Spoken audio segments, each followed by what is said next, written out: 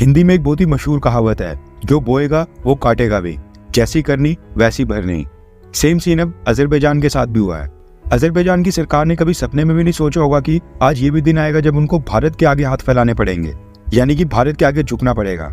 Azerbaijan जो फालतू में भारत के कश्मीर मसले में लगातार टांग अड़ा रहा था, पाकिस्तान की भाषा बोल रहा था, अब उसका खामियाजा भुगतने के लिए भारत सरकार अजरबैजान के खिलाफ 2 स्टेप उठाने जा रही है। दोनों स्टेप्स हम 1 बाय 1 इसी वीडियो में डिस्कस करेंगे।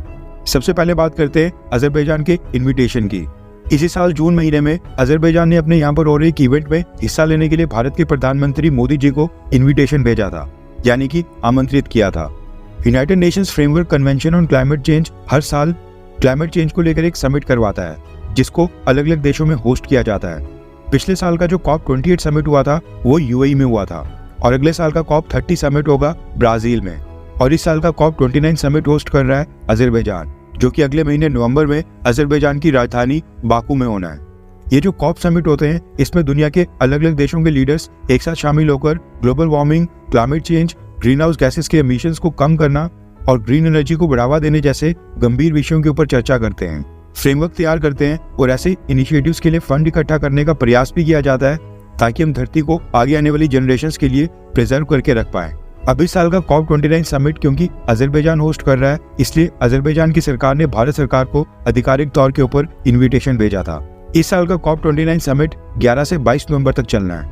आज 18 अक्टूबर है, यानी कि 20 से 22 दिन के बाद COP29 समिट की ओपनिंग सेरेमनी होनी है। न्यूज निकल कर आ रही है कि प्रधानमंत्री मोदी इस साल के COP29 समिट को अटेंड करने के लिए अजरबैजान नहीं जाएंगे, यानी कि भारत की तरफ से भारत के प्राइम मिनिस्टर भारत को रिप्रेजेंट नहीं करेंगे।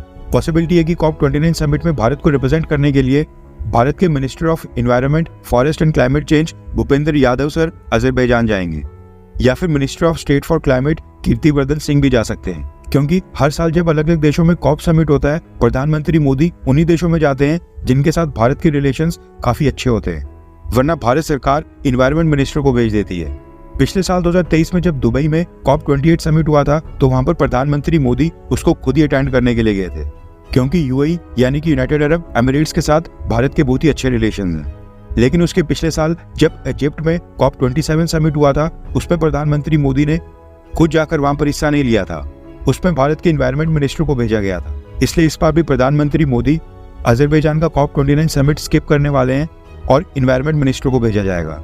इसके साथ ही सेकंड न्यूज निकल कर आ रही है अजरबैजान और ब्रिक्स संगठन को लेकर, जिसके लिए अजरबैजान को भारत की क्लियरेंस चाहिए। दरअसल न्यूज निकल कर आ रही है कि अजरबैजान ने ब्रिक्स संगठन का मेंबर बनने के लिए एप्लीकेशन भेजी है, यानी कि अजरबैजान भी ब्रिक्स का मेंबर बनना चाहता है। इस साल रशिया में जो ब्रिक्स समिट होना है, जिसके लिए प्रधानमंत्री मोदी भी खुद ही रशिया जाने वाले हैं, वहां पर नए देशों को ब्रिक्स संगठन में जोड़ने के ऊपर फाइनल फैसला होगा। इसलिए दुनिया के 34 देशों ने अपनी एप्लीकेशन भेजकर ब्रिक्स का मेंबर बनने की इच्छा जताई है। अब इस लिस्ट पे अजरबैजान का भी नाम शामिल हो गया है। अजरबैजान ब्रिक्स का मेंबर बनकर इसके फाइनेंशियल बेनिफिट्स उठाना चाहता है, लेकिन अजरबैजान को तब तक मेंबर नहीं बनाया जाएगा जब तक भारत का अप्रूवल नहीं मिलेगा, क्योंकि भारत ब्रिक्स का फाउंडिंग मेंबर है। इसलिए रिपोर्ट्स निकल कर आ रही हैं कि अजरबैजान की गवर्नमेंट ने डिप्लोमेटिक चैनल्स के जरिए भारत को रीच आउट करना भी स्टार्ट कर दिया है, लेकिन भारत की सरकार अजरबैजान को कोई भी भाव नहीं दे रही है। खैर, वैसे आपको क्या लगता है कि क्या अजरबैजान को ब्रिक्स का मेंबर बनने के लिए भारत को अप्रूवल देना चाहिए, हाँ या फिर ना? नीचे कमेंट करके अपनी राय जरूर बताएं।